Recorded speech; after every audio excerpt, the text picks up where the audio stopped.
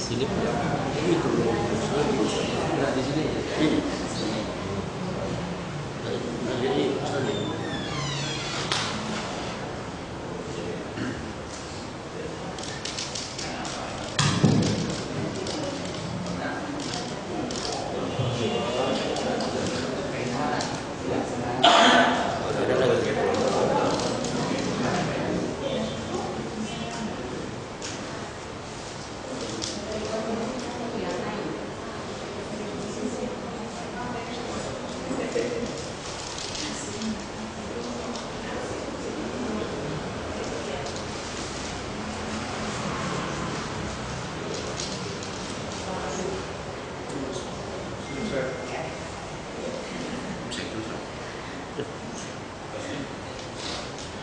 Assalamualaikum warahmatullahi wabarakatuh.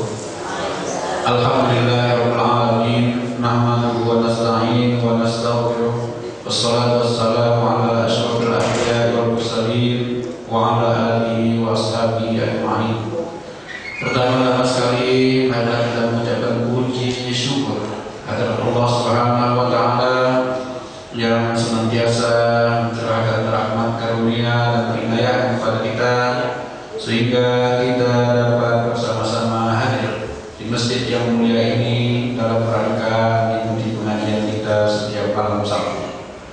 Dan juga salawat dan salam kita hadiahkan kehadiran junjungan kita Nabi besar Muhammad sallallahu alaihi wasallam. Semoga mudah-mudahan termasuk kita mendapatkan syafaat yang kemudian hari kelak nanti.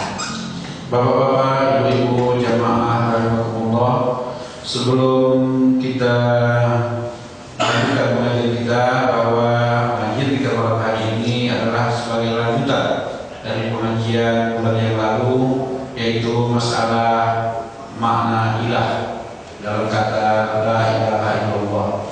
Untuk mengulas pembahasan ini akan disampaikan oleh Bapak Ustaz Abdul Latif kepada Pak Ustaz kami persilakan. Mohon Ustaz saya kasihnya enggak apa-apa.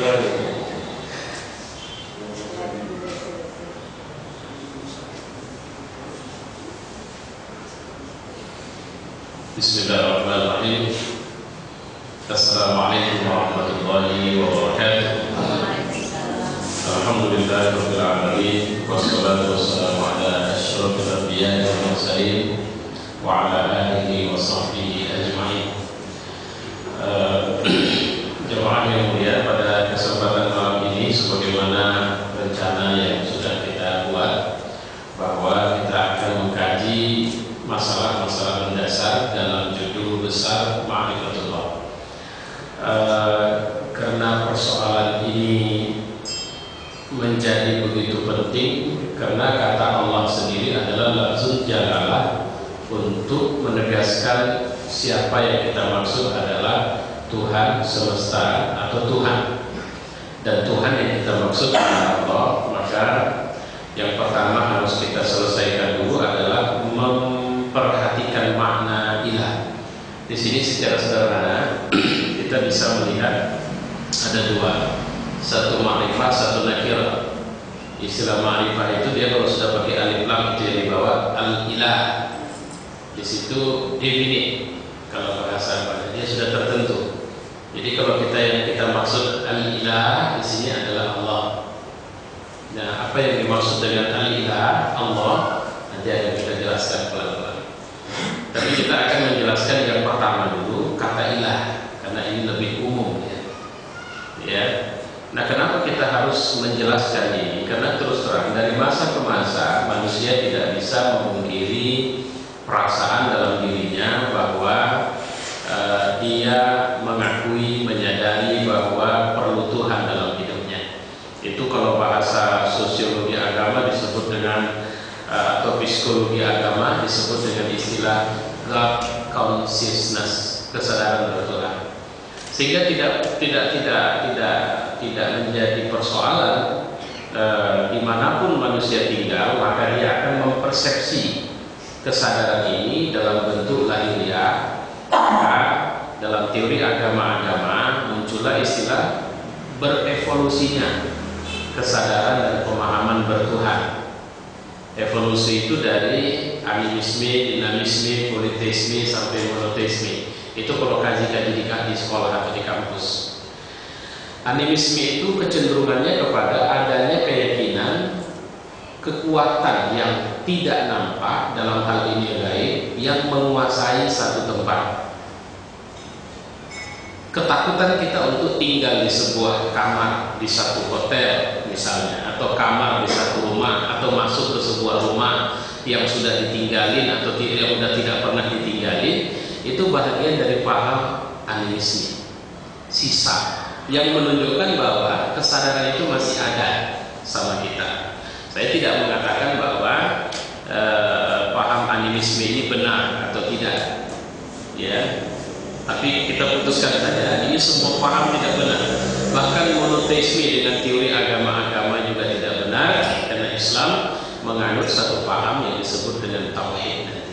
Itu yang mau kita kaji pelan, insyaallah belum tentu tuntas malam ini.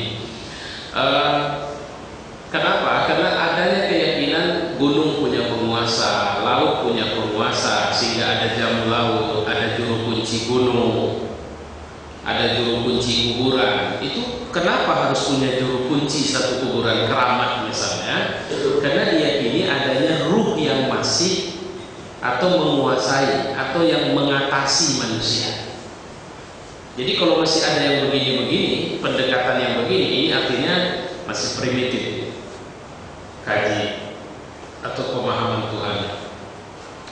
Dinamisme itu meyakini ada benda tertentu, kayak kemarin kabarnya kiai apa yang mati kena tombak, lembu di Jawa itu di Solo, kan lembunya lembu istana itu, kan kiai, saya lupa kiai Slamet atau kiai apa, kiai Slamet ya, dan itu dianggap tanda-tanda buruk.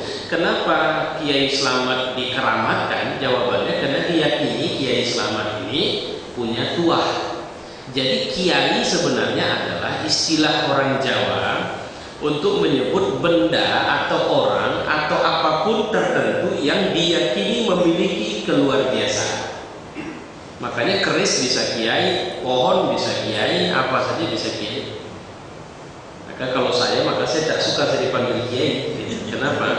Enggak ada dasarnya dari, ya saya nggak mau dari dulu saya kalau di kiai, karena jangan, bagus memanggil, kalau memang memanggil ustaz saja.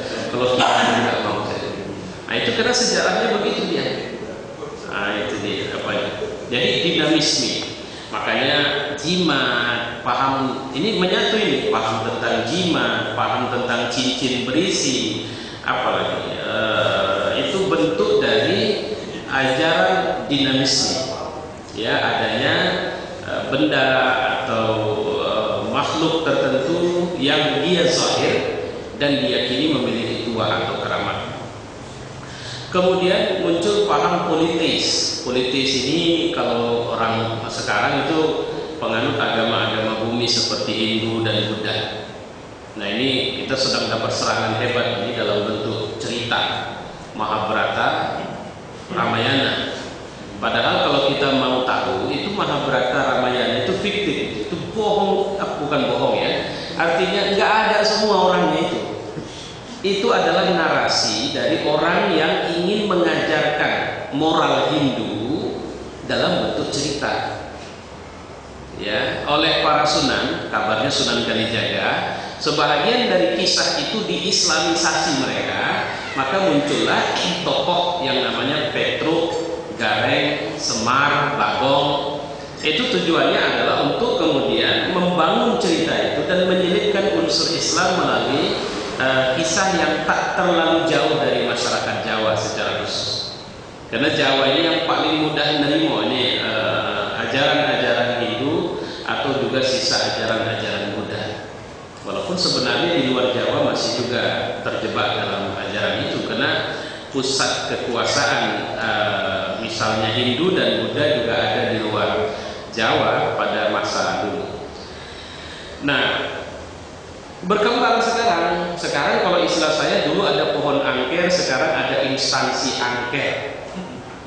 Nah ini nggak tahu, saya ganti Menteri BUMN ini membuat para direksi BUMN pada mendenyut semua dan kemudian menyediakan, wallahu alam ya, saya apa istilahnya kan, kalau istilah saya itu tadi upeti, apa istilahnya upeti, apa sesajian untuk agar bisalah dia tidak terkena bala bencana dari perubahan ini semua. Saya menganggap ini bahagian dari bentuk penuhanan, dan itu adalah bentuk-bentuk syirik yang muncul. Nah, ini kalau ini, mohon maaf saya kalau Pak Aslan ngajinya udah tuntas kami juga ya. Berapa tahun yang lalu saya lupa ya. 2001 Pak ya. 2001 tuntas itu. Bahkan beliau bukan cuma tuntas ngajinya, tapi aplikasinya, penerapannya. Gitu. Jadi ini macam-macam ini muncul ya di masyarakat. Kalau kita ketemu, mohon maaf saya polisi, kalau pakai bahasa oknum-oknum lah ya, yang kemudian semprit, nah itu dianggap sebagai semacam kesambat di tengah jalan. Jadi bahasa lain ya, kesambat, maka harus dikasih semacam apa istilahnya itu, sesajennya lah gitu ya, supaya jangan di kantor-kantor pemerintahan itu muncul hal-hal seperti itu. Proyek-proyek di macam-macam semua juga masih, pola-pola itu juga masih muncul. Saya berapa kali juga orang yang mutasi macam-macam juga pola seperti itu. Dan ini bahagian dari adanya kekuatan yang diyakini selain Allah, dan ini yang mau kita diskusikan. Makanya Islam menjelaskan bahwa sampai ketika ada orang yang menolak, itu kata Ahmad Didat. Misalnya kita diskusi sama orang dan dia bilang aku tidak percaya Tuhan, maka itu sudah separuh Islam. Itu versinya Ahmad Didat. Jadi kalau ada orang yang mengatakan saya ateis, maka kasih kabar gembira sama dia bahwa dengan menjadi ateis Anda itu separuh Islam.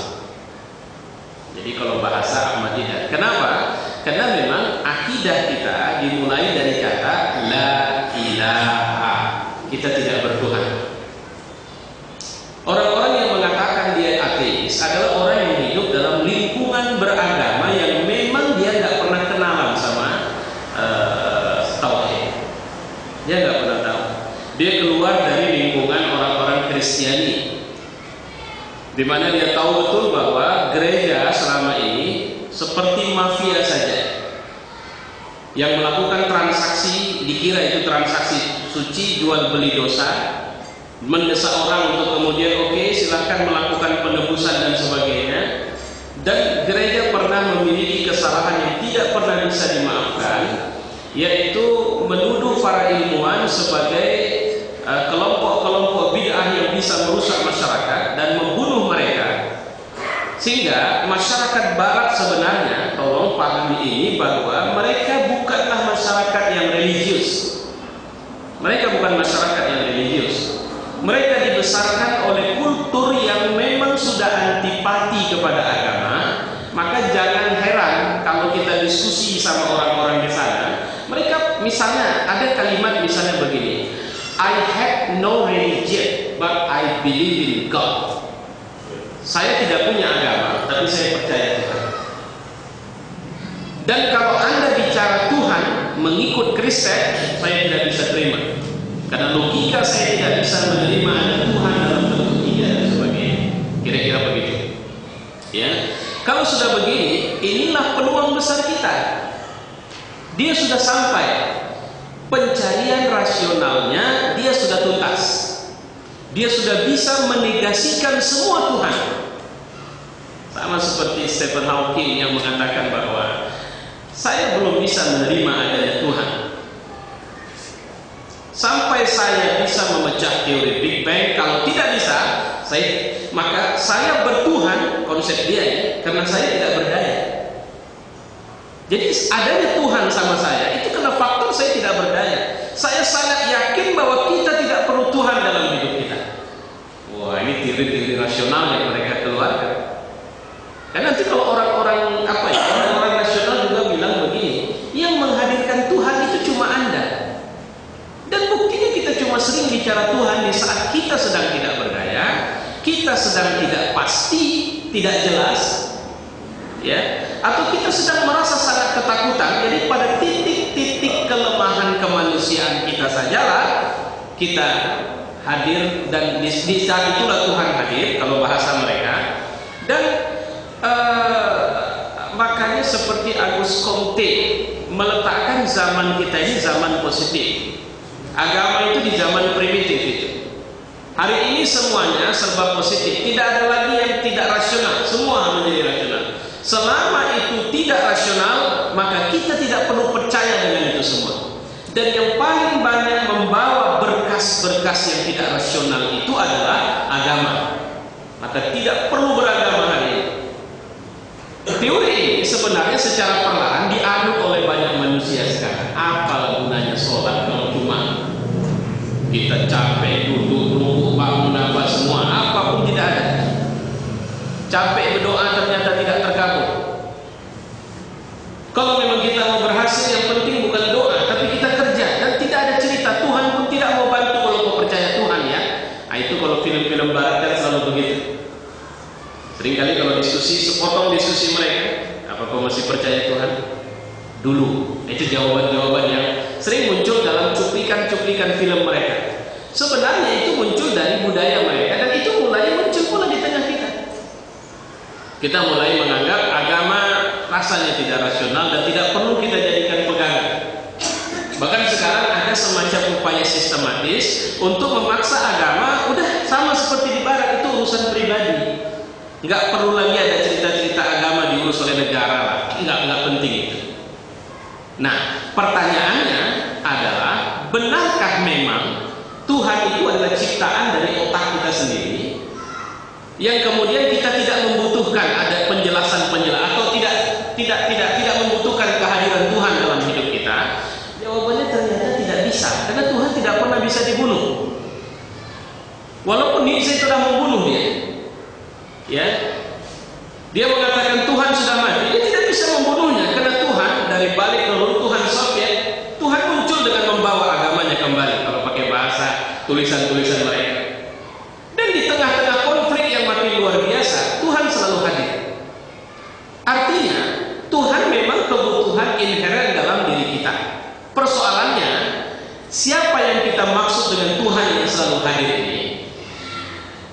Soviet ketika mencoba membunuh Tuhan, tapi mereka terjebak dan tersandera untuk menganggap bahwa petinggi-petinggi mereka adalah Tuhan-Tuhan baru. Mereka pun membuatkan patung-patungnya dan melakukan tradisi-tradisi khusus untuk Tuhan-Tuhan mereka. Amerika mungkin paling rasional hari ini, tapi Amerika menganggap bahwa apa yang menjadi sistem yang dia bilang itulah segala-galanya bagi dia hari ini. Kita tidak tahu bahwa dia bisa muncul dalam bentuk sistem, dalam bentuk orang, dalam bentuk uang, dalam bentuk kekuasaan dan macam-macam. Itu yang kalau kita mau memperhatikan. Sehingga ada orang yang dia nyaman tanpa Tuhan, tapi kalau dicabut Tuhannya, nah itu makanya kata ilah di atas itu dia lebih kepada makna yang lebih umum, individu. Nggak tentu ya. Jadi ada orang bilang bahwa saya tidak merasa, saya merasa sholat tidak penting sama saya. Oke, baik, kita cari siapa Tuhan. Oke, ketemu kekuasaan, cabut itu. Dia akan sempoyongan, dia akan meradang, dia akan depresi, dia akan frustasi, dia akan menuduh Tuhan dan menuduh semua manusia. Kenapa? Rupanya itulah titik prinsip dalam hidupnya. Itulah Tuhan yang selama ini membuat dia tenang, membuat dia tentram dan sebagainya. Itu yang kalau kita mau memperhatikan. Ada orang yang mungkin bilang kekuasaan tidak, tapi uang. Jadi coba cabut itu. Begitu duit tidak ada lagi, maka dia pun akan goyah. Ada tidak? Oh, saya tidak ada masalah. Tapi rupanya anak sama dia, akhirnya Tuhannya adalah anaknya, sehingga semua kemauan anaknya itu dia turutin. Walaupun harus melanggar syariat agama demi kepentingan si anak. Nah, itu yang kita harus hati-hati. Ya, jadi ya tidak sedikit orang tua yang meninggalkan sholat untuk cari makan anak, maka anak sudah menjadi Tuhan baru sama dia. Karena sama dia lebih penting menjaga anaknya ketimbang beribadah atau mengikuti syariat dari rohnya atau Tuhannya. Nah, baik. Ini gambaran umum dari pelajaran yang akan kita diskusikan.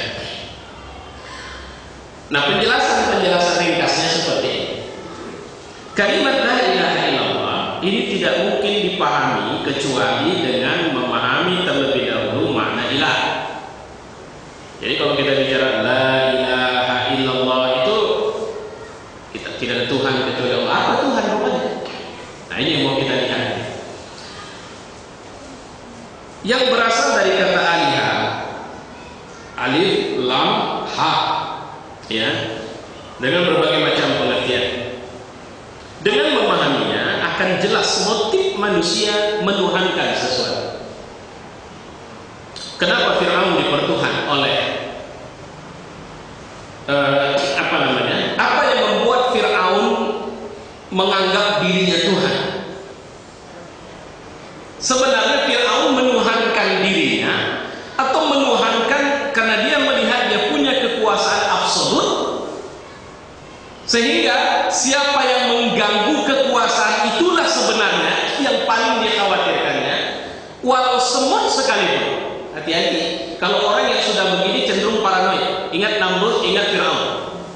Sama dia, anak bayi pun dia sembelih. Kenapa? Karena dia khawatir ini bisa mengganggu kekuasaan, walaupun dimunculkan dengan bahasa stabilitas ketuhanan dia. Jadi, di saat orang banyak menuhankan Fir'aun, sebenarnya Fir'aun sedang menuhankan kekuasaan yang dia punya. Dan dia sangat takut itu hilang. Nanti sebab-sebab orang mempertuhankan itu semua bisa kita lihat itu pelan-pelan. Namrud juga begitu. Dia sembelih anak-anak, dia bunuhin anak-anak karena dia mendengar berita bahwa akan ada satu anak dari kalangan suku tertentu yang akan menghancurkan kekuasaannya. Dia tidak bisa terima, tidak tenang. Ya, lihat di Indonesia sekarang. Saya sebenarnya ingin istirahat dari mengamat-amatin, tapi karena televisi itu ada ceritanya. Saya melihat sekarang kita bicara demokrasi, kita bicara hukum, kita bicara segalanya, tapi sekarang tengah terjadi pemberhalaan baru terhadap seorang atau sistem yang mereka bisa melabrak sistem yang memang sudah ada di Republik ini. Contoh tadi, Jakarta dengan kasus tadi, atau KIH dan DPR RI. Itu saya melihat sudah mau KMP-nya juga atau apalah, kita kalau mau lebih objektif melihat semuanya, sepertinya sudah beranjak. Mereka tidak lagi bicara bahwa demokrasilah atau demokrasi Pancasila kah atau apakah yang merekat posisi mereka. Tidak, karena mereka tidak percaya itu. Karena ada kekuatan lain yang mereka yakini dan kekuatan lain itu belum punya syariatnya di Indonesia. Dan untuk itu mereka memunculkan syariat mereka sendiri.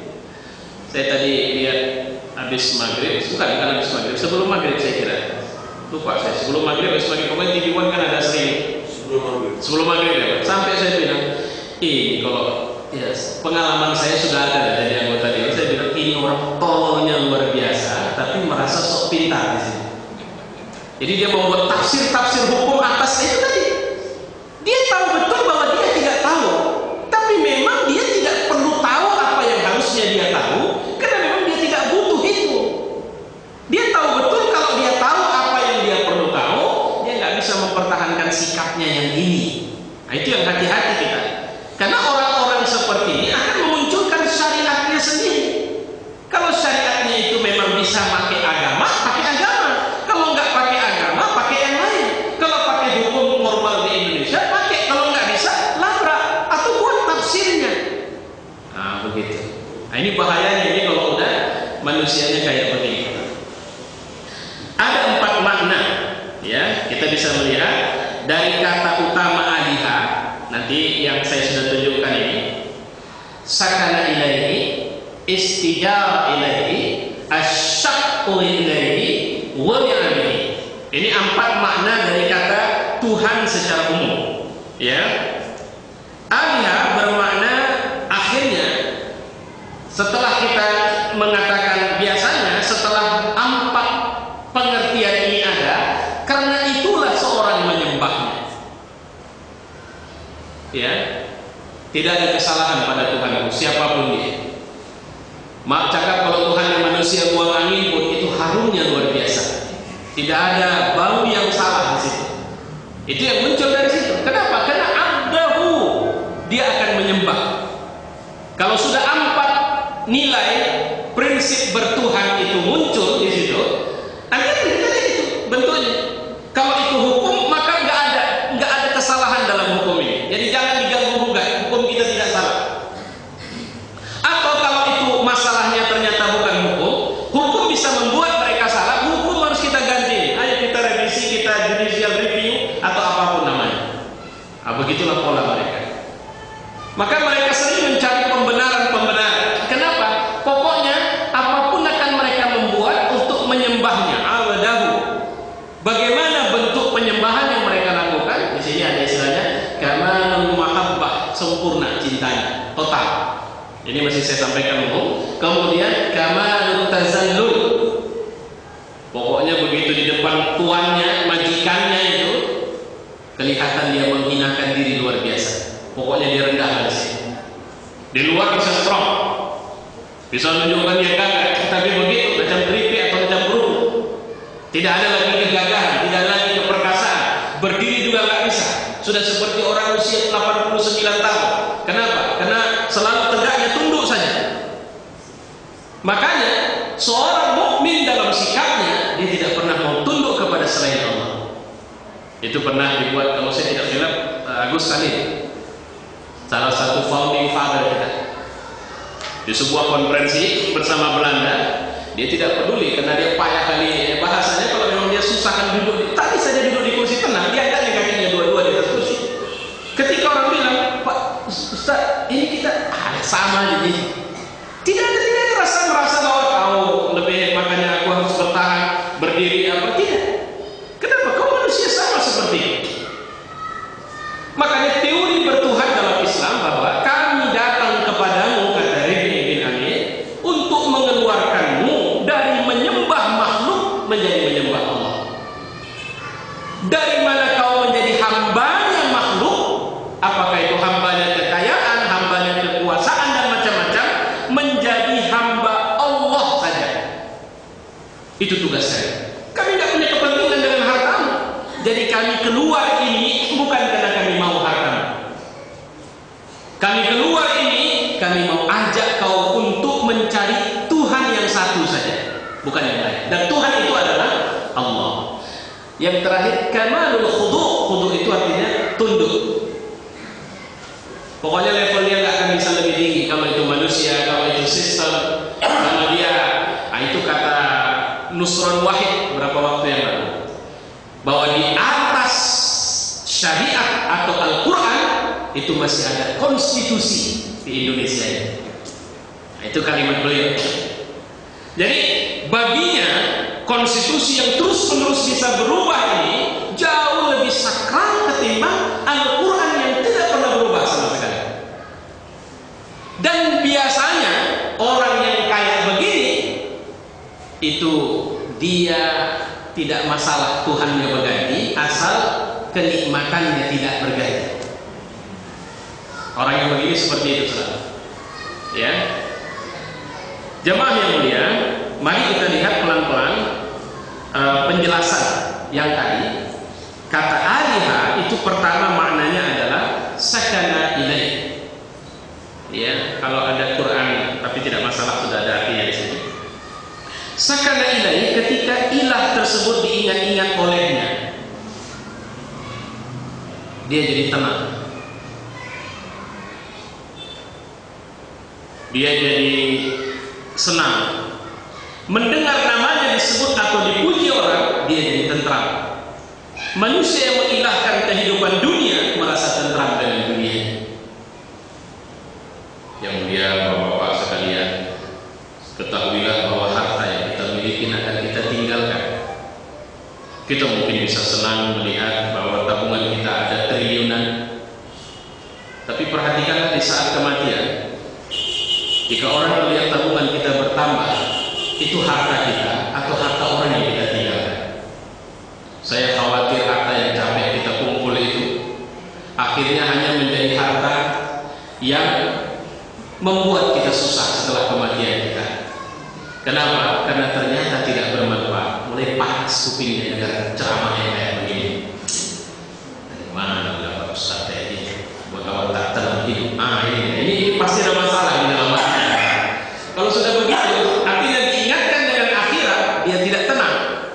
Ini pasti kalau begitu tuh Allah bukan sumber ketenangan dia. Makanya orang begini tidak akan mau berdekatan dengan orang-orang yang tidak setuhan sama dia. Jadi Tuhannya nggak sama, ya. Dibawa bacakan Quran, tak bisa tenang dia. Ada orang yang kalau baca Quran nggak bisa. Kalau disuruh baca terjemahan, baca buku, ada Quran, ada terjemahnya, tak mau dia bacanya. Lebih suka dia baca pendapat-pendapat orang banyak di situ.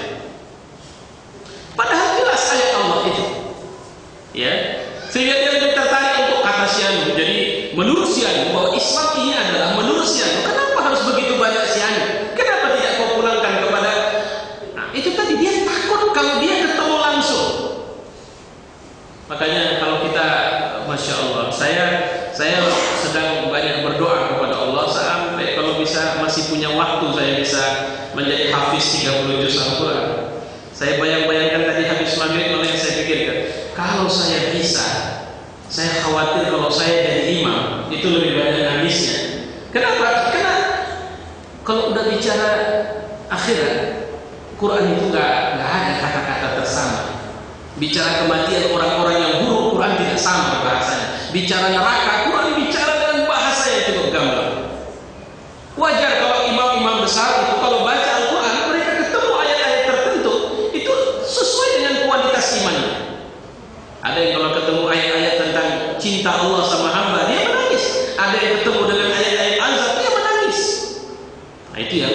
Jadi kalau kita malah kalau bisa, aku bukan apa-apa, tak. Nah itu akhirnya tak tenang jiwanya kalau Quran dibacakan. Panas kepalanya. Kenapa tak dimatikan aja, kenapa sih ganti sama yang lain? Kenapa tak nyambung ya? Itu artinya Allah bukan sumber ketenangan dalam hidupnya. Kalau Allah bukan sumber ketenangan, biasanya orang begini kalau resah dia tidak akan pulang kepada Allah.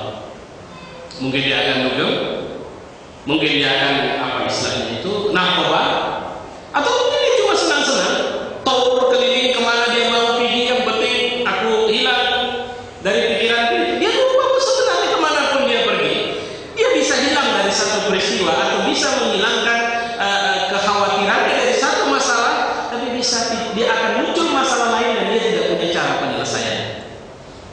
Seorang mukmin Nabi SAW kalau ada masalah apapun masalah itu Nabi sholat, karena ternyata itu solusi yang paling menenteramkan bagi Nabi. Ada dua, satu sholat, satu istighfar. Nabi istighfarnya sehari minimal 75 kali. Itu udah kamal istighfar. Sudah istighfar yang sempurna. Ya. Kemudian kalau sedang tidak tenang, Nabi itu memperbanyak sholat. Dan yang namanya sholat, itulah makanya saya paling tidak suka berdebat di seputar fikih. Ada orang yang ribut kalau kita habis azan Jumat sholat, itu sholat apa? Saya bilang, saya tanya sama dia, bolehkah saya sholat tanpa saya harus menjelaskan kepadamu sholat itu apa, tapi saya gunakan sholat itu untuk komunikasi saya kepada Allah, dan itulah niat saya. Kalau dia bilang boleh, lantas kenapa kau ribut ada orang sholat sehabis azan? Ketika kemudian saya juga tak bisa bilang apa niat yang saya bangun. Niat yang saya bangun, saya ingin takarrub kepada Allah dengan memperbanyak sholat ini. Bukankah itu dianjurkan? Karena kita kan lebih sering ribut di seputar, Ustaz, saya ingin sholat tapi nggak tahu niatnya. Nah ini masalahnya ini yang bingung ini, ya. Pingin sholat tapi tidak tahu niatnya. Jadi pingin, kenapa pingin? Aku lagi nggak tenang Ustaz. Jadi kalau sholat pingin dapat ketenangan, itulah niatnya. Ya gimana cara meniatkannya? Nggak perlu. Karena penyakit kita sering cara meniatkannya yang kita maksud lafaz. Tapi kalau memang tetap kita butuh itu, baru kita belajar cara melafazkan niat itu. Pokoknya supaya tidak tenang. Udah, apa nama sholatnya? Sholat hajat. Apa hajatnya? Hajat supaya hatiku bisa tenang. Kan tinggal mencarikan apa yang sudah ditinggalkan oleh Rasulullah SAW. Ya, baik.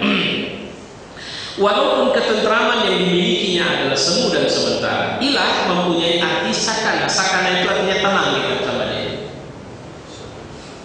Jadi jangan salahkan ada orang yang begitu tenangnya melakukan kejahatan. Kenapa dia tenang melakukan kejahatan? Karena dia sudah bersama Tuhannya di situ. Apa yang didapatkannya dari situ? Didapatkan dari situ segala kebutuhan dia.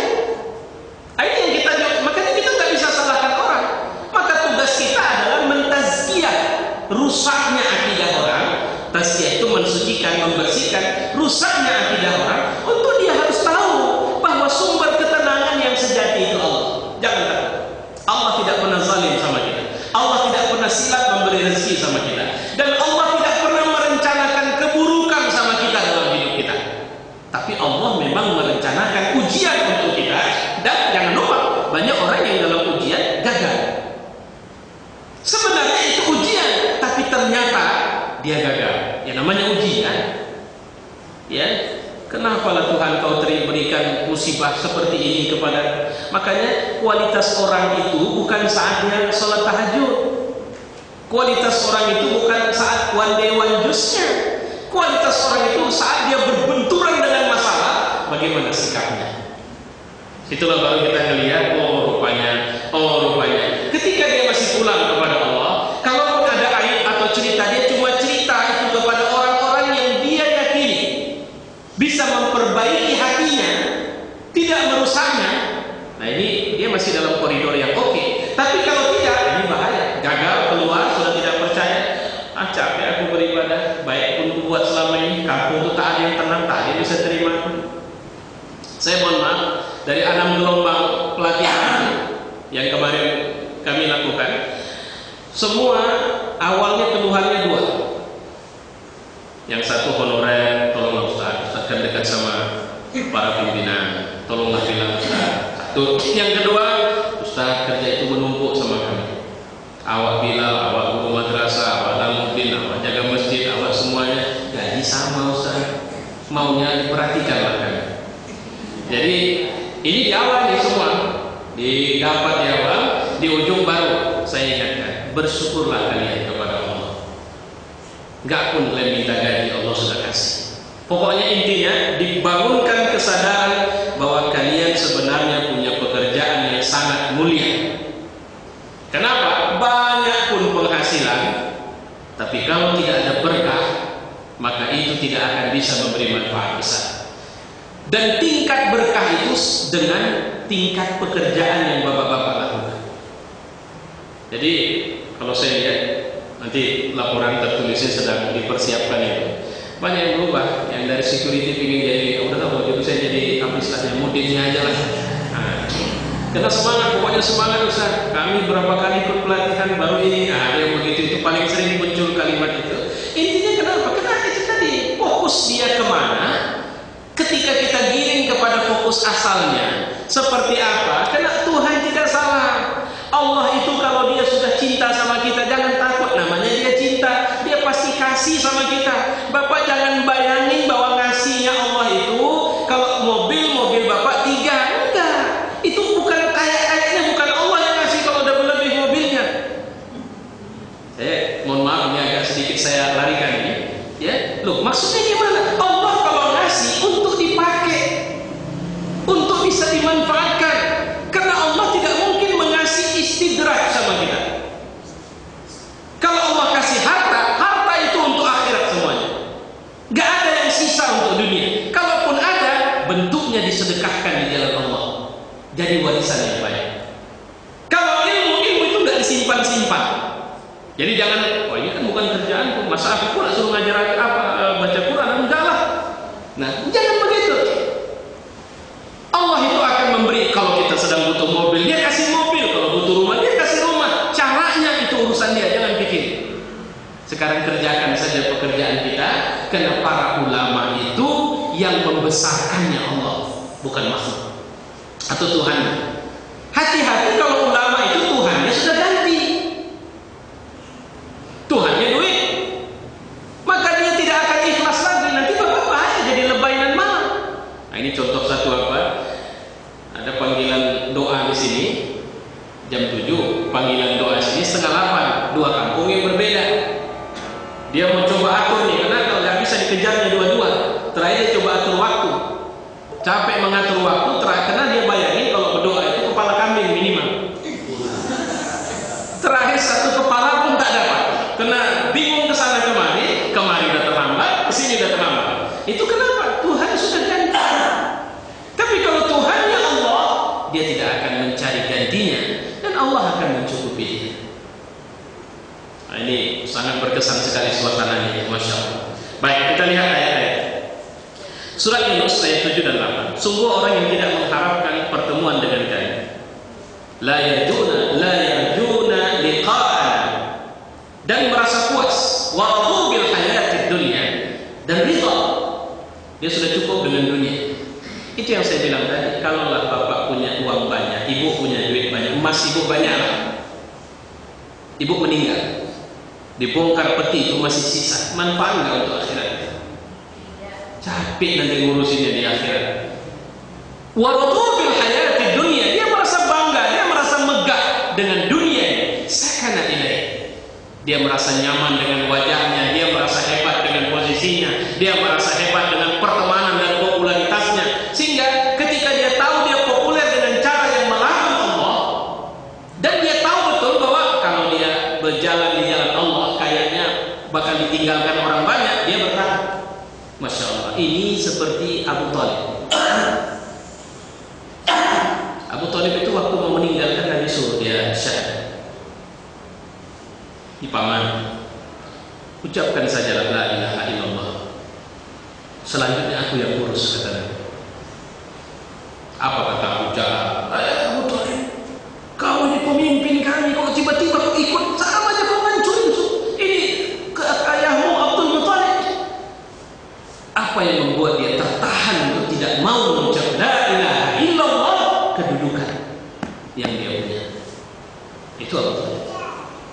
Padahal nggak ada yang kurang, dibantunya sampai akhirnya Allah cabut nyawanya supaya orang tidak punya alasan untuk mengatakan ya Muhammad kan bisa dakwah hebat gara-gara ada pamannya sama dia, karena istrinya support dia. Allah biarkan Nabi sendirian. Itu ceritanya. Dan apa yang membuat Abu Thalib? Tidak ada. Sampai ada ketika bagaimana, gini aja lah Abu Thalib, kami kasih anak muda ini, si anak si anu sama kau ambil jadi anak, Muhammad serahkan sama kami. Abu Thalib tidak, enak aja kalian kasih anak kalian untuk aku urus, sementara anakku kalian kasih sama kalian untuk kalian bunuh. Apa itu pertukaran yang adil? Tidak mungkin. Atau gini aja lah, bilang sama Muhammad nggak usah terlalu sekali dalam berdakwah. Nabi sampai sesungguhkan mendengar Abu Thalib meminta. Begitu tengok, karena Abu Thalib ini dari 11 anaknya, kalau saya tidak khilaf 11 atau 13. Dan yang dari 11 atau 13 orang ini, Muhammad adalah anak kemanaan dia, tapi dia paling sayang sama Nabi Allah Muhammad SAW. Ya, tengoknya Nabi nangis, akhirnya apa kata? Udah Muhammad, udah buat suka mau. Dan aku akan berusaha melindungimu dengan cara semampuku. Jadi pembelaan Abu Thalib kepada Nabi itu cenderung karena dia cinta sama Nabi, bukan karena dia beriman sama Nabi. Atau mungkin dia beriman, tapi tertahanlah keimanan itu karena dia tidak percaya Allah. Itulah makanya dalam akidah sunnah wal jamaah, walaupun ini bukan akidah azimah pokok, Abu Thalib tidak Islam. Orang Syiah tidak bisa terima itu. Karena tarikan ke bawahnya ke Ali, maka mereka bilang Abu Thalib itu Islam. Bahkan Islamnya murni kan gitu. Kenapa? Dia taqiyah, itulah dia yang disebut dengan taqiyah. Disembunyikan keimanan hanya untuk menjaga keselamatan diri, dan taqiyah itu wajib hukumnya sama mereka. Itu dalil taqiyah itu dari Abu Thalib. Jadi taqiyah itu betul-betul di luar ajaran Islam. Bukan dari dalam, tidak ada dari dalam, tidak ada. Ali tidak pernah menyembunyikan keimanan. Ya, baik. Walau bil hayatid dunya wa ma'annu biha, itu bahasa Arabnya. Dan mereka beriman atau tentram dengan hidup dunia itu dan melalaikan ayat-ayat kami, maka mereka itu tempatnya adalah neraka disebabkan apa yang selalu mereka kerjakan. Ini dalam surat Yunus. Ya, jadi orang-orang yang tidak mengharapkan pertemuan dengan Allah, tidak percaya sama Allah. Itulah orang-orang yang sampai dalam kematian yang masih memikirkan dunia. Itulah orang-orang yang dalam hidupnya hanya dipenuhi dengan ambisi-ambisi dunianya. Kenapa? Dia merasa kemuliaan, kemegahan di situ. Dan itu zaman kita sekarang. Sekarang orang menganggap kalau sudah jadi punya jabatan itu mulia. Saya pernah tanya kepada seorang, masih mau lagi menjabat kedudukan ini? Saya belum tanya sama orang, yang saya tanya sama istri, Ustaz nggak usah tanya sama dia, saya wakili jawabannya. Mau kali dia? Itu jawaban istrinya sama saya. Enggak, saya mau ketemu sama dia. Dia bilang, saya mau tanya, dia masih pingin nggak meneruskan jabatannya? Jawab, itu nggak usah tanya. Saya jawab, dia pinginkan, dia mau kali. Itulah kenapa dia kayak gini sekarang. Artinya kejebak. Sumber ketenangan dalam hidupnya adalah jabatan. Kalau sumber ketenangan adalah jabatan, hilang itulah makanya penyakit post power syndrome. Kaya jatuh miskin, post power syndrome. Ya, apalagi tenar, ambruk, dia si teksi. Teksi kan KPI mengatakan teksi tidak boleh siaran lagi. Kenapa? Karena sangat tidak layak, tidak mendidik, tidak boleh. Stres. Kenapa? Popularitasnya tercabut. Akhirnya mencari ketenangan dengan cara yang karena selama ini itu ketenangan dia. Gitu.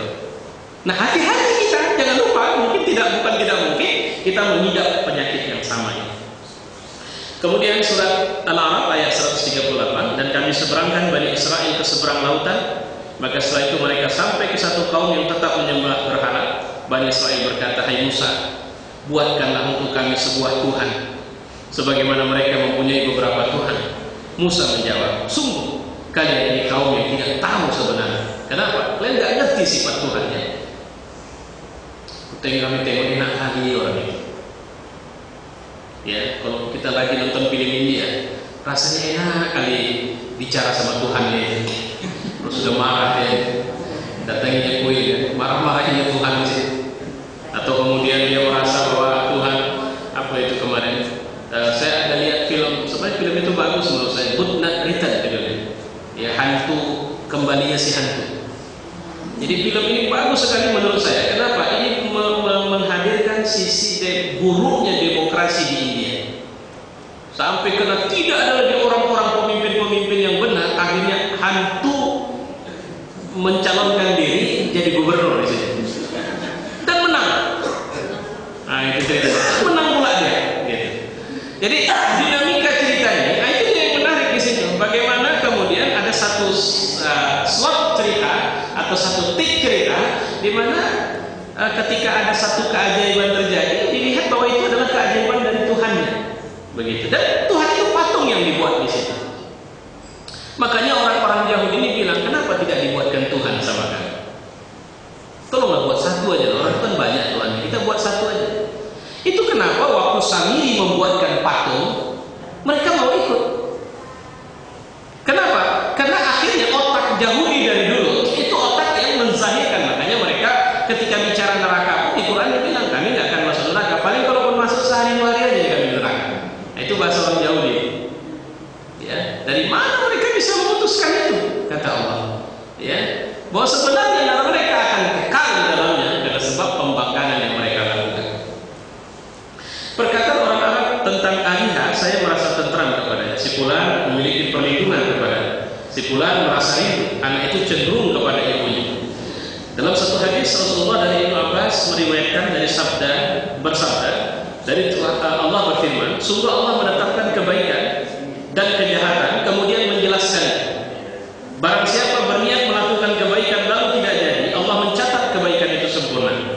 Siapa yang berniat melakukan kejahatan dan jika dia melakukannya, maka Allah catat kebaikan itu 10 sampai 700 kali lipat, tergantung kualitasnya. Begitu sampai berlipat ganda. Jika ia bermaksud melakukan kejahatan tapi tidak jadi, ia akan dilakukan, Allah catat kebaikan sempurna. Dan jika bermaksud melakukan kejahatan lalu dikerjakan, maka dicatat sebagai satu kejahatan. Hadis ini lebih menjelaskan bahwa perilaku itu didasari oleh tenang atau tidak tenang. Ketika itu dilakukan karena Allah, maka orang akan mendapatkan kebaikan dari perilaku itu. Ini makna yang pertama dari kita makna Tuhan. Apa dia tadi yang pertama? Sakan. Sakan itu sukun, diam, tenang.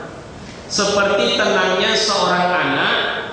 Saya ingat waktu ada gempa, anak saya salah satunya gempa Nias waktu itu, gempa besar kedua. Anak saya sedang demam. Jadi demam panas. Tapi saya perhatikan begitu orang sudah hiruk pikuk, waktu itu kan sibuk tsunami lah, itu kan semua pada berlarian manusia. Depan rumahnya sudah ramai betul orang. Saya bilang sama istri saya, jaga ini anak, saya mau lihat keluar. Nah, kemudian anak ini dibawakan istri saya membaca ayat-ayat Allah, ayat Al-Quran. Dia pun ikut Quran, dia tengok wajah uminya. Dia sedang panas tinggi waktu itu.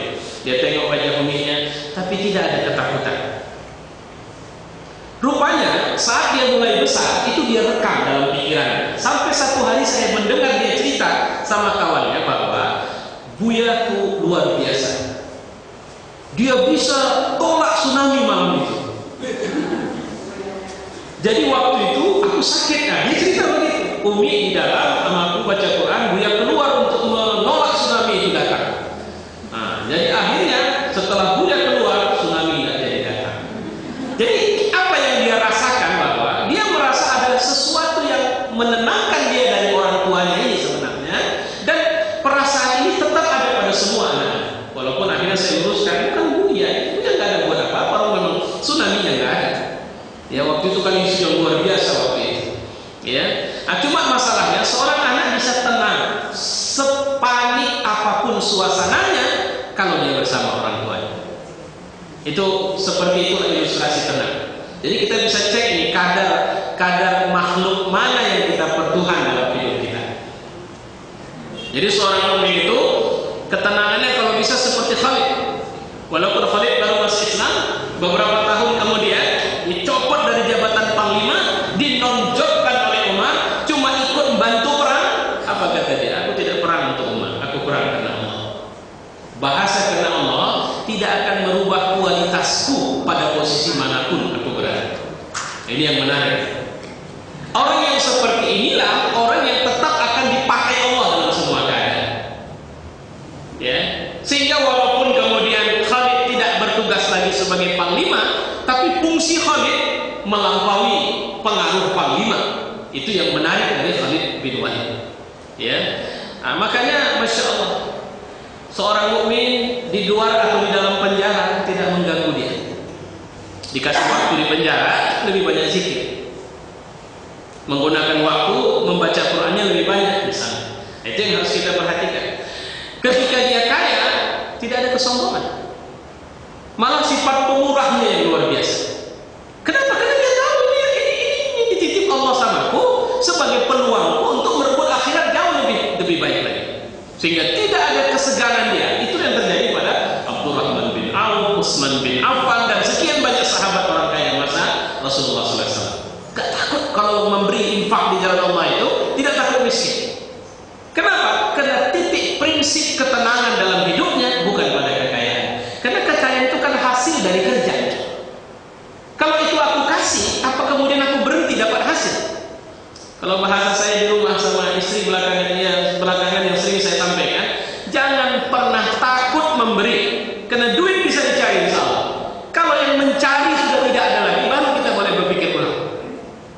Tapi kalau kita masih bisa mencari, kenapa harus khawatir untuk melepas yang enggak, Pak, dari sini apa?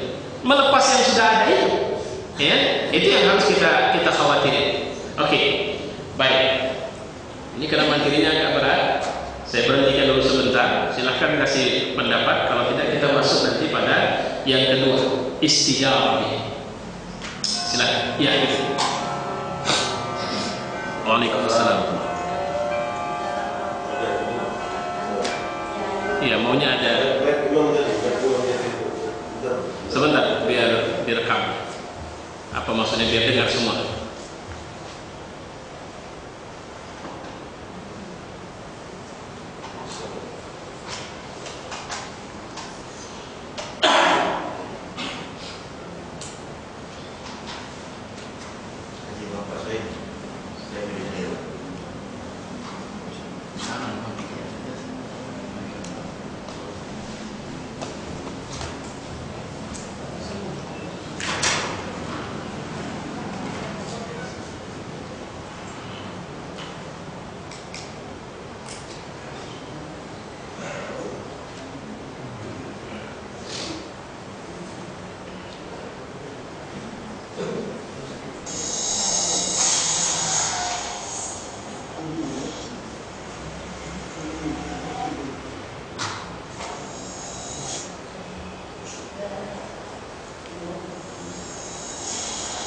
Silakan, Bu. Bisa.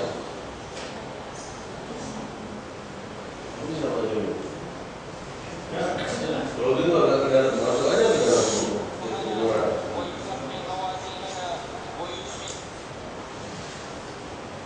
Assalamualaikum warahmatullahi wabarakatuh. Waalaikumsalam. Di dalam Al-Quran Allah katakan, ya ayyuhalladzina amanu awfu bil ahdi innal ahda kana mas'ula. Kemudian di dalam hadis Rasulullah SAW mengatakan al-ahdu ad-dainu. Dan ingin saya tanyakan Ustaz dalam konteks lain, dalam praktek kehidupan kita sehari-hari di masyarakat itu kita lihat kezaliman merajalela yang pelakunya sendiri orang Islam, dia mengerjakan sholat dan dia punya pekerjaan mapan. Contohnya seorang kepala keluarga yang punya tanggungan anak istri, dia janji akan menafkahi anaknya dan keluarganya. Di dalam kertas pun dia tulis, tapi seenaknya dia mengingkarinya, Ustaz. Dan apakah orang yang mengingkari janjinya ini, dia zalim itu lagi dicoba Allah? Dan bagaimana kita menyikapinya, Ustaz? Apakah kita terus berdoa kepada Allah dan artinya kita bersedih? Apakah kita termasuk orang yang merugi atau yang bersalah kalau kita sedih dengan keadaan kezaliman yang diberikannya kepada kita?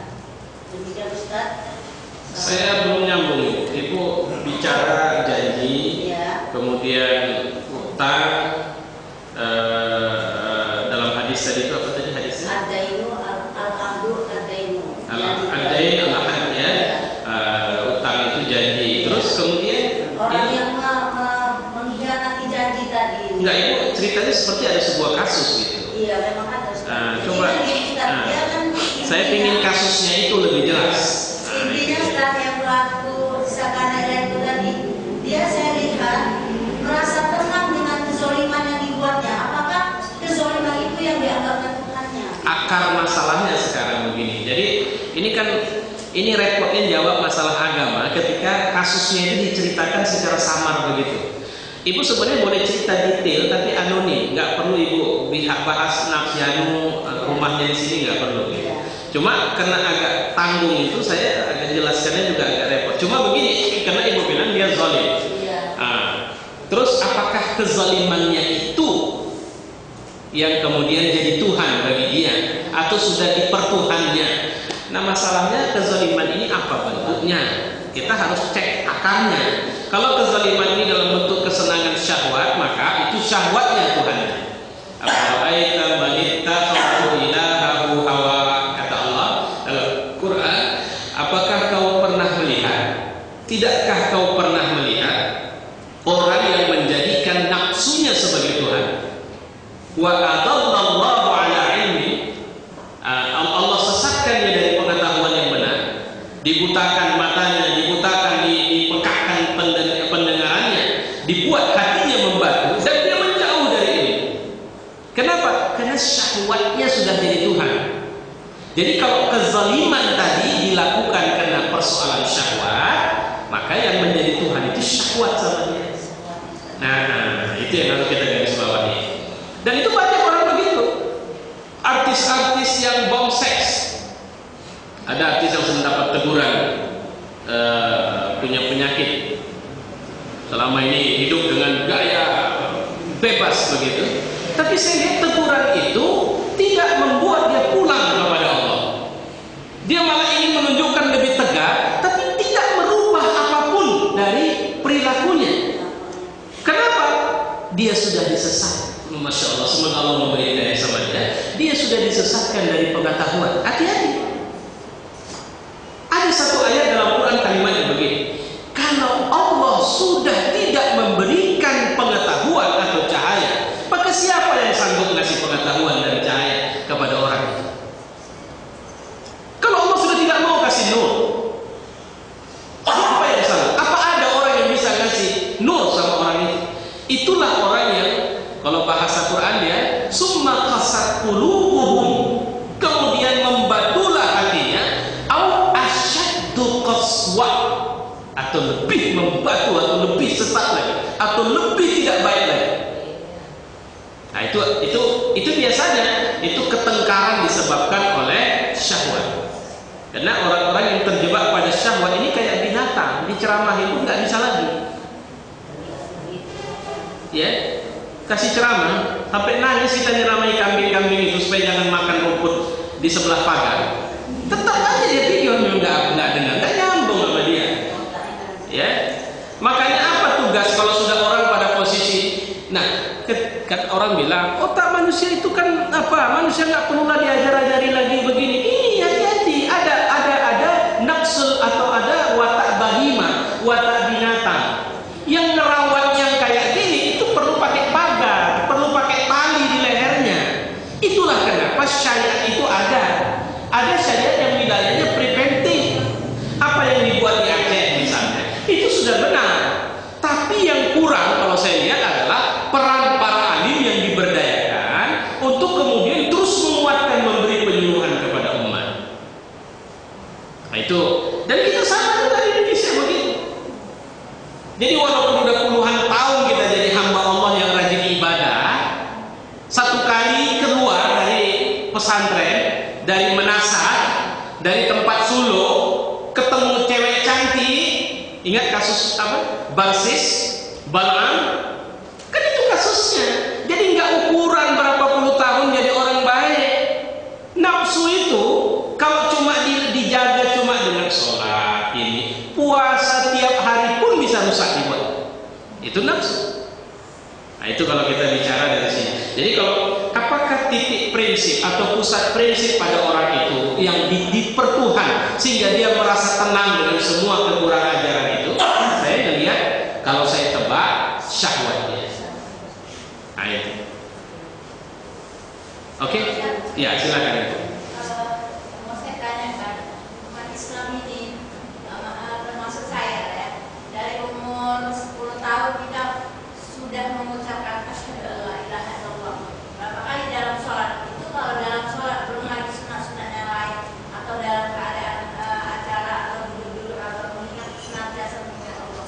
Kebanyakan saya lihat yang membacakan tiada Tuhan selain Allah itu, mengapa perilaku manusia itu tidak berubah, tidak ada. Jadi gini, ucapan itu sebenarnya wakil dari perasaanku, dari apa yang bergelora di hati ini. Itu harusnya itu. Jadi syahadat hakikatnya, kalimat syahadat yang kita ucapkan itu sebenarnya hanya ibarat apa istilahnya, ending dari semua gelora itu. Misalnya begini aja lah, saya ngelihat seseorang sudah sakit kali dia, begitu ketemu saya tunjuk dia, nggak ada yang keluar sampai terakhir. Atau dia kemarin wawancara yang saudara kandung dari yang dibunuh itu, yang kemarin di TV One juga saya lihat itu, orang Cina itu yang di Bandung itu, yang diseret jenazah sampai meninggal itu. Bagaimana satu pengacara si pembunuh, satu kakak si yang terbunuh. Nah, si kakak dia tidak bijak. Ini yang dia bilang itu ungkapan dari perasaannya berulang-ulang, sehingga dia cuma bilang sudah dikasih kesempatan tobat, ya tobat. Saya tidak peduli hukum mati, hukum sumur itu, tapi sebenarnya itu peluang tobat. Jangan sakiti kami terus, gitu. Syahadat hakikatnya, makanya kalau kita mengucap dengan prosedur yang benar, kalau ngaji kita sama ustaz-ustaz kan, tasdik bil qalb. Dia adalah sebuah proses pembenaran yang hati sudah tidak menolak itu. Jadi kalau kita nanti mengatakan la ilaha illallah, la ilaha, tidak ada sumber ketenangan dalam hidup, pelajaran kita malam ini kecuali Allah. Udah benar nggak? Saya kemarin ngajar di satu pengajian untuk cara menghidupkan, karena hati itu kan sampai ada 4 tahap ya kalau belajar tasawuf kita itu. Yang paling dalam itu lub namanya. Kalau mau tahu kita ini sudah layak masuk surga atau tidak, sekarang bisa tahu. Jawabannya itu nyaris 100% benar. Saya nggak bisa mendahului Allah Subhanahu wa taala. Caranya nanti pulang dari sini dulu sebentar, jangan ada orang lain. Istighfar dulu sebentar, kemudian tanya dirimu, jawab sendiri, jujur. Kau sudah layak nggak masuk surga kalau kau matinya sekarang? Dan kita paling tahu apa yang membuat kita tidak layak itu. Dan itu yang kita ajak ngomong itu adalah nurani yang paling dalam. Kalau bahasa makom hati disebut dengan lubu. Jadi pertama soda, dada, kedua qalb, hati, ketiga fuad, nurani, keempat itu lubuk hati. Itu kalau kita ajak ngomong dia nggak bisa dusta. Kalau keluar saya bisa bilang ini udah benar, nggak ada masalah. Ini kan bahagian dari pekerjaan kita. Jadi kita kan kerja di sini, kita memang capek di sini. Saya pernah diskusi sama orang begitu. Iya, tapi kita sudah digaji di sini. Kenapa kita harus ambil ini? Ini bukan pekerjaan kita. Loh, kita kan bantu orang. Namanya bantu orang kita dapat fee. Terakhir saya bilang coba kau duduk tenang dulu. Atau satu, coba kau cerita kepada orang banyak bahwa kau mengerjakan pekerjaannya. Kau kira-kira menurutmu kau orang banyak terima? Ya enggak. Kira-kira kau suka enggak orang banyak tahu kau mengerjakannya? Tidak. Kalau itu salah, itu teori agama. Kalau masih belum juga bisa dideteksi dengan cara seperti itu, duduk tenang, istafti nafsak, itu bahasa hadis. Minta fatwa kepada dirimu. Nah, jadi di mana letak syahadat ini sebenarnya? Syahadat ini ada di lub itu awalnya. Dia bergelora dari situ. Dari sana dia muncrat ke nurani kita, sehingga dia membahana di sana, sehingga kita seperti orang yang sangat merindukan kekasih kita. Kalau itu bicara rindu. Atau kita nggak merasa tenang kalau dia jauh dari kita. Ini dah bicara sakan, ya, sakinah. Kita nggak bisa tenang. Kalau saya di sini, saya masih bisa nggak mendapatkan semua ketenangan bersama Allah ini? Itu yang membuat Umar misalnya nggak tenang dengan jabatan. Tapi siapa bilang Umar nggak kerja? Dia nggak tenang. Loh Ustaz, misalnya saya punya ilmu, saya takut jadi salah. Boleh nggak saya tidak usah? Oh jangan, itu malah masalah. Orang yang punya ilmu, maka ingat Nabi Allah Yusuf alaihissalam, kasih aku pekerjaan. Insya Allah aku bisa jaga aman. Musim paceklik panjang 7 tahun itu, rakyat tidak mengalami kelaparan. Kenapa? Dia tidak tenang kalau dia menyimpan ilmunya sama dia. Dia harus bilang, aku bisa kerjakan itu. Garansi. Jadi bagaimana seorang mukmin dalam menjalankan amal hidupnya akhirnya, makanya syahadat itu diungkapkan dengan lisan, asyhadu an la ilaha illallah, dan tarkan bil af'al. Dia tunjukkan semuanya pada tindakan-tindakan hidupnya. Sehingga peran dia sebagai ayah, peran sebagai ibu, peran sebagai suami, istri, orang tua, anak, pimpinan, bawahan, semuanya itu akhirnya dijalankannya dengan satu prinsip yang sama. Aku nggak bisa tenang kalau tidak buat ini. Karena aku tahu Tuhan menuntutku harus membuatnya. Sehingga jadi sama dia pusat prinsip itu Allah. Itu yang kan kalau udah mau saya sebut saya lupa namanya. Dia orang Kuwait. Dia mengelola satu televisi Islam di Kuwait, tapi polanya itu cukup moderat. Ini seorang syekh ternama, punya pikiran-pikiran luas. Pada kasus perang Syria dia lebih banyak menohok pemerintah Bashir al-Assad, dan kemudian kasus Ikhwan dia membela Ikhwan Muslimin di Mesir. Maka oleh pemilik televisi, salah satu pangeran Saudi, dia dipecat jadi direktur televisi. Apa jawabannya? Sederhana aja. Saya mengucap terima kasih atas kepercayaan yang diberikan kepada saya selama ini. Alhamdulillah ikut mengelola bersama televisi Islam ini. Dan jika saya dipecat, Masya Allah, bahwa ketahuilah, bagi saya yang paling saya takutkan adalah hilangnya Allah dari diri saya daripada sumber. Karena sumber rezeki saya bukan dari pangeran, tapi rezeki saya sumbernya dari Allah. Tidak ada masalah. Masya Allah, lupa saya. Asal udah menyebutkan ini selalu saya terpilih. Tapi saya foto apa semua saya punya itu di YouTube ada ya. Ceramah-ceramah beliau juga cukup bagus ya. Tentang akhir zaman macam-macam itu. Ya. Nah, jadi nggak ada ketakutan. Nah, jadi kenapa orang Islam sekarang?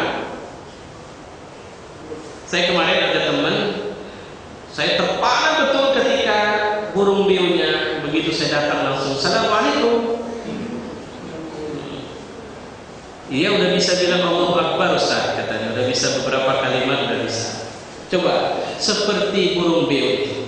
Makanya ada seorang guru ini udah pernah saya sampaikan mungkin ya, yang dia guru ngaji dan murid-muridnya lihat dia suka kali sama burung beo itu. Atau burung merpati atau apa yang bisa bicara. Akhirnya salah satu murid memberikan burung itu. Dirawat sampai setiap mengaji burung itu sudah mulai bisa mengucapkan Fatihah, bersyahadat Fatihah. Sampai lagi ngaji guru ini berwibawa betul. Jadi kalau belum dia bergerak atau bilang keluar ya tidak bisa.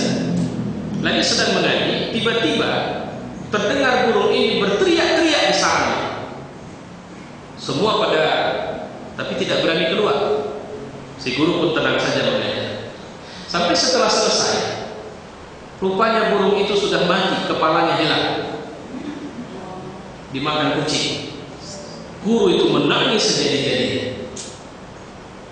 Murid-muridnya pada heran, kok gini guru kita ya? Ustaz, ya nggak usah terlalu sedih kali Ustaz. Di kampung kami banyak kali nih burung kayak gini, tinggal kami tangkap aja mau berapa ekor. Ya. Apa kata si guru? Bukan matinya burung ini yang aku sayang. Bukan karena dia sudah pintar mengucap Fatihah, bukan. Tapi yang aku tangiskan diriku jika seperti burung ini. Maksud Ustaz, kalian kan tahu dia sudah bisa syahadat kan? Kalian tahu hari-harinya baca Fatihah kan? Tapi lihat pada saat kematian dia datang, di saat ada nyawa mengancam dia, tidak ada satu kalimat syahadat pun yang keluar dari bibirnya. Tidak ada Fatihah, tidak ada keyakinan kepada Allah, menandakan dia beriman kepada Allah. Aku khawatir kalau kita seperti itu. Tiap hari baca Quran, tiap hari zikir, tapi begitu ada sesuatu yang mengancam, lupa itu Quran, zikir itu tak kemana semua larinya.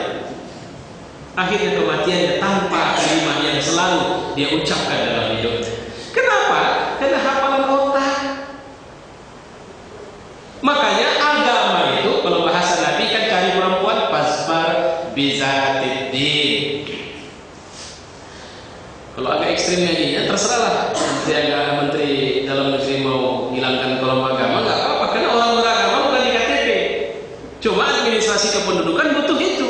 Kalau sempat nanti meninggal, nauzubillah tabrakan, nggak KTP kosong agama, bagaimana? Nggak tahu rumah di mana, alamat tak jelas.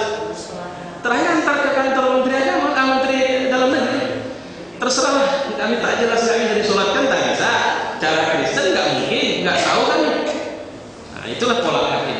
Jadi kenapa jawabannya? Karena syahadat itu tidak di hati kita. Dia tidak datang. Nanti insya Allah kita bisa diskusikan pada masa setelah ini selesai rukun dalam syahadat itu. Salah satunya paham. Nanti ada paham, ada ikhlas, ada ridho, ada cinta.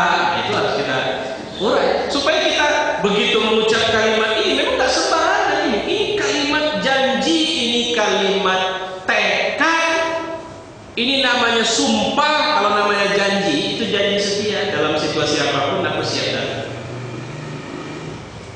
Kalau namanya sumpah, resiko apapun aku tanggung. Kalau namanya tekad, tidak akan mundur setelah aku ucapkannya. Jadi ucapan itu hanya perwakilan dari tekad kita. Ibarat niat, syahadat itu yang kita sering bilang syahadat, itu kayak lafaz niatnya. Niatnya itu di hati. Itulah yang akan mendrive perilaku kita kemudian.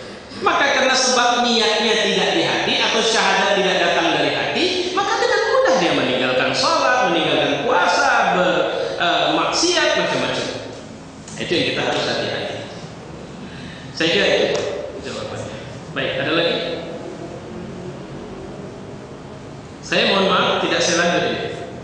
Sabar kita, karena biar pelan-pelan meresapnya itu maksud saya. Jadi nanti kita akan melanjutkan topik kita di pengajian mendatang dengan topik yang kedua, istijabah. Ya, bahwa pada sesi yang kedua nanti ini siapa yang akan dipertuhan itu pasti memuat unsur ini. Kita tenang. Makanya suami bagi istri bisa jadi Tuhan. Istri bagi suami, orang tua bagi anak, anak bagi orang tua. Maka itu diingatkan Allah dalam Al-Quran. Ingat surat Al-Imran ayat 14 ya. Ya, ayat Al-Imran ayat 14. Ya. Ya hubus syahawat minan nisa'i wal banin wal qanatir al muqantarah min az-zahab wal fiddah wal khayl musawwamah wal hars. Dzalika mata'. Allah ingatkan itu bukan Tuhanmu, itu bukan tujuanmu. Dzalika mata', itu cuma kesenangan, perhiasan. Allah tegaskan berulang-ulang, tidak sekali dua. Dalam surat Hadid ada pernyataan, innamal hayatud dunya la'ibun wa lahun wa darah. Nah, macam-macam jadi panjang. Ada ayat wala darul akhirah al hayawan, kehidupan akhirat itu jauh lebih dekat. Walal akhiratu khairun laka minal ula. Akhirat itu jauh lebih baik dari dunia ini sebenarnya. Jadi Allah udah berulang-ulang ngasih tahu. Cuma kita ini nggak tahu bahwa kita bisa punya rumah megah, kita merasa nyaman, kita bisa punya segalanya. Itu jauh lebih baik akhirat. Laka minal ula. Nah, dan seterusnya. Saya pikir cukup. Ada lagi? Ya. Saya lebih tertarik yang penjelasan pertama, nasional. Orang Barat, terutama orang kafir, mengakui kalau Quran itu rasional. Sampai ada satu kalimat di surat Al-Insyirah dijadikan moto sama Ustaz. Itu ada penyanyi apa di Instagram ini bikinnya. Innam al musyrifat, innam al musyrifat. Ternyata justru di antara mereka itu sangat rasional. Dan itu bukan sekarang, makanya dari dulu. Dan itu dijadikan sama sarjana-sarjana kafir yang motivator itu dijadikan sebagai motivator untuk mengembangkan itu. Dan sayangnya kita, banyak motivator kita yang ikutan dengan itu.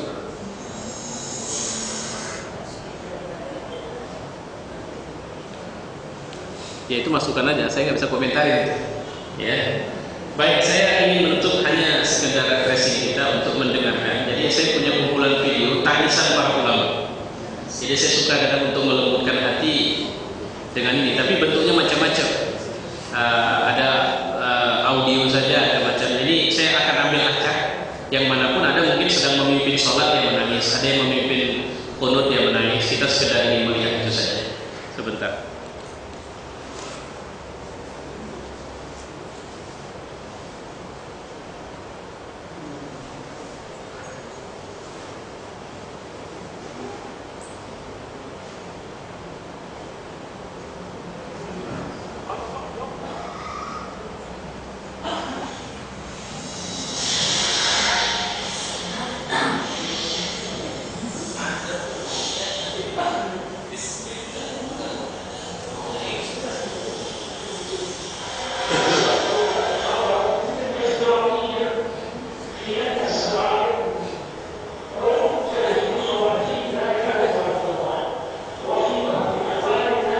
Jadi Imam Masjid Kuba masih muda, dan kalau tausiah itu selalu menyentuh hati.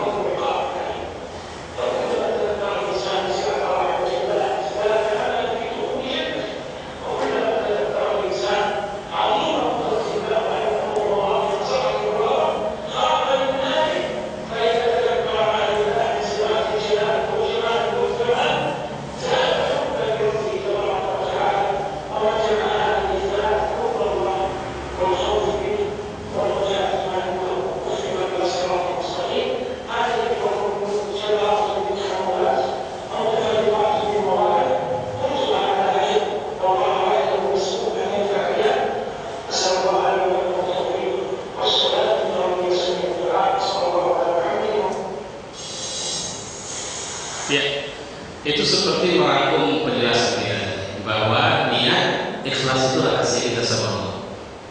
Jadi jangan fokus pada penilaian orang sama kita, karena Allah yang memberi surga, tidak makhluk yang punya surga. Ya, ini banyak. Kalau nanti bisa cari sendiri. Saya suka sekali mendengar ceramah-ceramah beliau di belakangan. Selalu menyentuh, ya, dan selalu hal-hal yang kalau saya perhatikan memang kunci dakwah itu sederhana saja.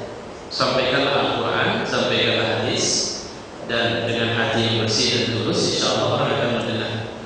Ya, jadi tidak ada kepentingan macam-macam yang dari sini. Saya pikir itu semoga Allah memberi berkah sama kita. Wassalamualaikum warahmatullahi wabarakatuh.